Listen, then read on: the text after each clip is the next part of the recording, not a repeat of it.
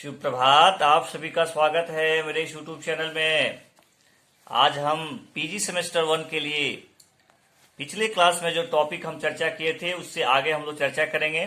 आज हम लोग बात करेंगे प्यारे हमारे विद्यार्थी जी, आप लोग है ना, इतिहास के उपकरण के विषय में क्या चर्चा करेंगे। इतिहास के उपकरण के विषय में आज हम लोग चर्चा करेंगे। ठीक है, देखिए यानी इसको बोलते हैं टूल्स ऑफ हिस्ट्री। क्या बोलते हैं? टूल्स ऑफ हिस्ट्री बोलते हैं। देखिए रेगुलर अभी क्लास चूंकि इसलिए नहीं हो पाए चूंकि एग्जामिनेशन का दौर चल रहे हैं, जिसके वजह से टाइम थोड़ा कम मिलता है, लेकिन मैं कोशिश करूंगा कि आपका जितना भी सिलेबस में दिया हुआ वो हम आपका पूरा कर दें। चलिए देखिए इतिहास के उपकरण क्या है। इतिहास की आंगिक परिभाषा के संदर्भ में ही इतिहास का उपकरण का अध्ययन आवश्यक है। आप इतिहास का डिफिनेशन पढ़ लिए तो इतिहास के उपकरण भी जानना चाहिए कि इतिहास के उपकरण क्या है। ठीक है प्यारे स्टूडेंट, इतिहास के 4 महत्वपूर्ण उपकरण है। इस पॉइंट को एकदम याद रखिएगा। काल जिसको पीरियड बोलते हैं, दूसरा है व्यक्ति पर्सन जिसको बोलते हैं, और तीसरा है स्थान जिसको प्लेस बोलते हैं, और घटना इवेंट। ये यदि 4 चीज नहीं रहेंगे इतिहास नहीं होगा। कुछ भी ले लीजिए, कोई भी घटना घट रहा है तो जरूर इससे कोई व्यक्ति जुड़ा हुआ है, प्लेस जुड़ा हुआ है, इवेंट में है ना, आपका टाइम पीरियड में कोई घटना घटता है। तो ये 4 चीज का होना बहुत जरूरी है। कौन कौन? काल, व्यक्ति, स्थान है ना, और घटना। इसको इंग्लिश में क्या बोल सकते हैं है ना, पीरियड, पर्सन, प्लेस है ना, और आपका इवेंट। यानी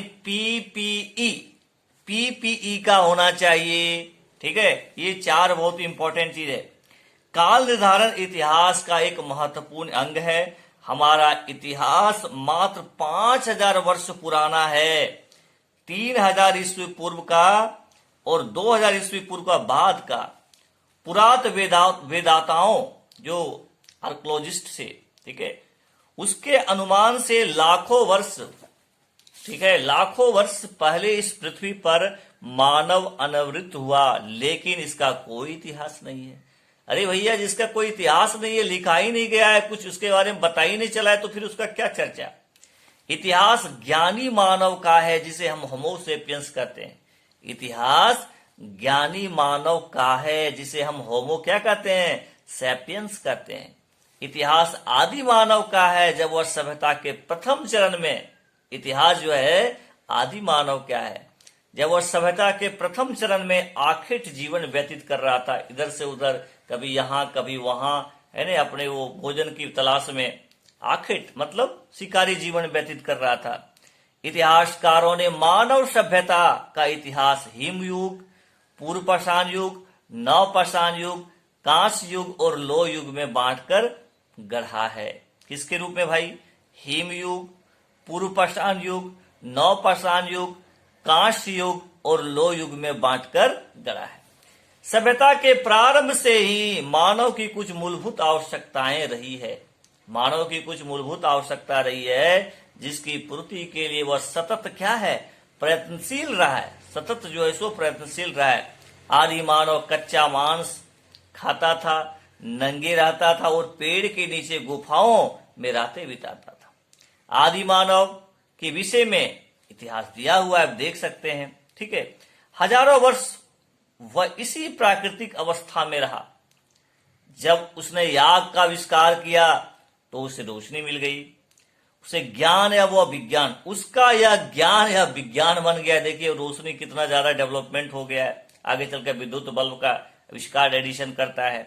ठीक है, वही है, वह मांस को भूनकर खाने लगा। जब याग हो गया तो वह मांस को भूनकर खाने लगा। सर्दियों से बचने के लिए, हिंसक जानवरों को भगाने के लिए, जंगलों को साफ करने के लिए वह अग्नि का प्रयोग करने लगा।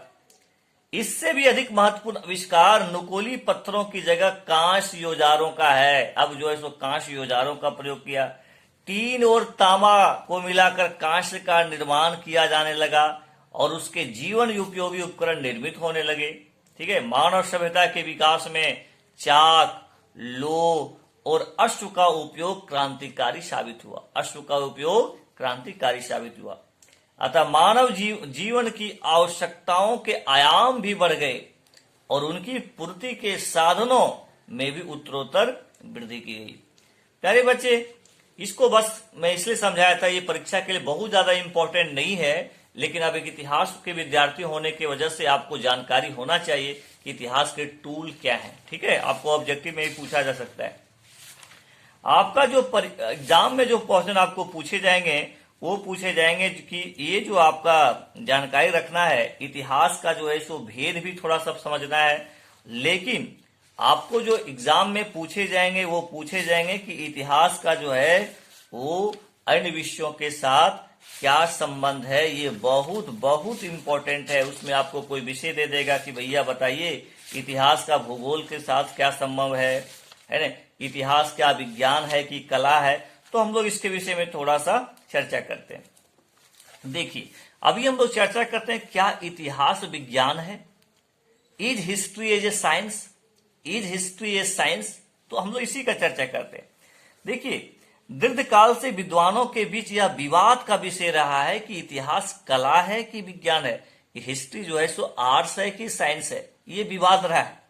जॉन बरी ने इसे विज्ञान का बहुत इंपॉर्टेंट ऑब्जेक्टिव के दृष्टिकोण से कि किसने जो है इसे विज्ञान का, किसने इतिहास को विज्ञान कहा है, तो जॉन बरी ने इसे विज्ञान कहा। 1903 में कैम्ब्रिज विश्वविद्यालय में अपने उद्घाटन भाषण में उन्होंने कहा, यद्यपि इतिहास दार्शनिक चिंतन के लिए साहित्यिक कला सामग्री प्रदान कर सकता है, किंतु यह स्वयं में विज्ञान है। क्या है? स्वयं में विज्ञान है, इसमें कमोबेशी कुछ नहीं। प्रोफेसर सीले ने भी इतिहास को विज्ञान का, बहुत इंपॉर्टेंट नाम है, इसको भी आप नोट कर लीजिएगा कॉपी में। उसने कहा कि इतिहास विज्ञान है और साहित्य से इसका कोई सरोकार नहीं है। सीले कहते हैं कि इतिहास विज्ञान है, साहित्य से इसे कोई सरोकार नहीं है। उसने यहां तक कहा कि कार्लाइल और मैकाले ने साहित्यिक इतिहास की रचना की है, साहित्यिक इतिहास की रचना की है। अन्य लेखकों ने भी इतिहास को विज्ञान माना है। क्या माना है? इतिहास को विज्ञान माना है। 19वीं सदी के पूर्व इतिहास का साहित्य और दर्शन से घनिष्ठ संबंध रहा है। साहित्य और दर्शन से इतिहास का जो है सो घनिष्ठ संबंध रहा है। इतिहास वैज्ञानिक विधि से नहीं लिखा जाता था। इतिहास जो है वैज्ञानिक विधि से नहीं लिखा जाता था। ऐतिहासिक तथ्यों की विश्लेषण या समाजीकरण में कोई वैज्ञानिक पद्धति नहीं जो है सो अपनाई जाती थी।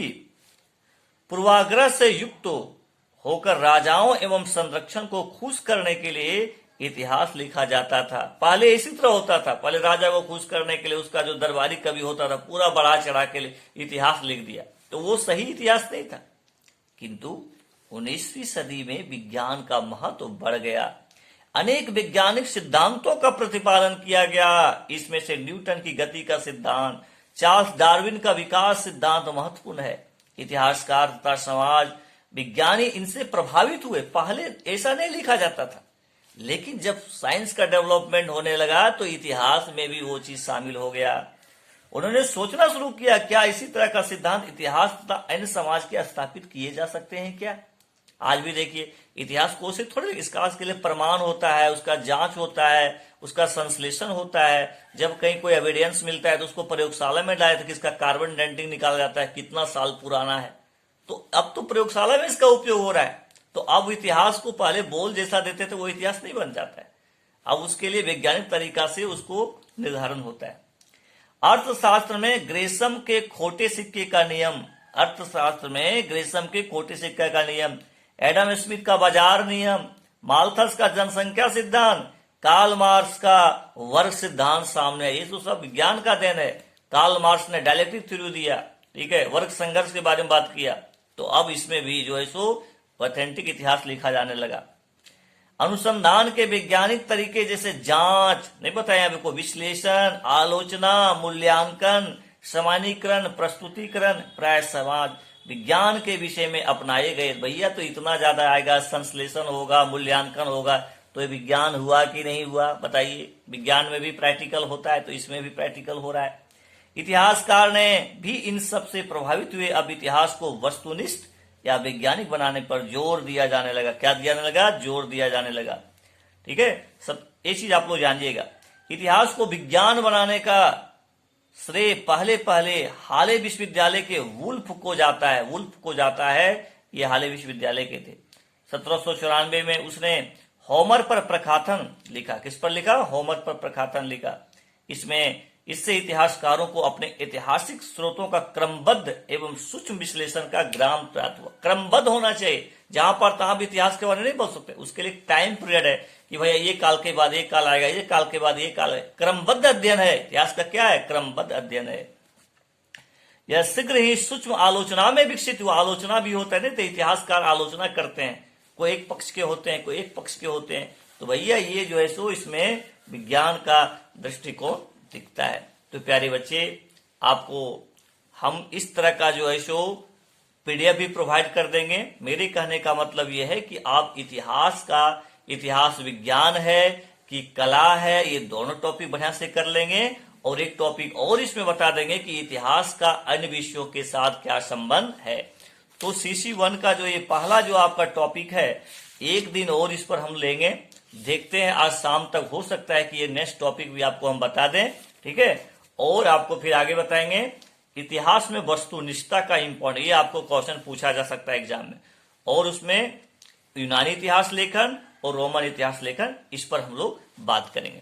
आप लोग पढ़िए, जो भी किताब आपके पास है, लाइब्रेरी में भी, कॉलेज में किताब है, वहां से भी आप लेकर के पढ़ाई कर सकते हैं, ठीक है। तो इस तरह से आप पढ़िए। फिर हम लोग CC2 जो है वो आपका एंशिएंट वर्ल्ड का जो हिस्ट्री है, यानी मिस्र की सभ्यता, सुमेरियन की सभ्यता, यूनान की सभ्यता, चीन की सभ्यता, उससे जो इंपॉर्टेंट प्रश्न बन सकते हैं उसका हम लोग चर्चा करेंगे।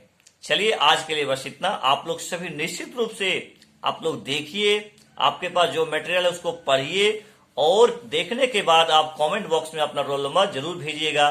क्योंकि देखिए, जो बच्चे नहीं देखेंगे उनको अच्छे मार्क्स इंटरनल में भी हम देने वाले नहीं हैं, ठीक है।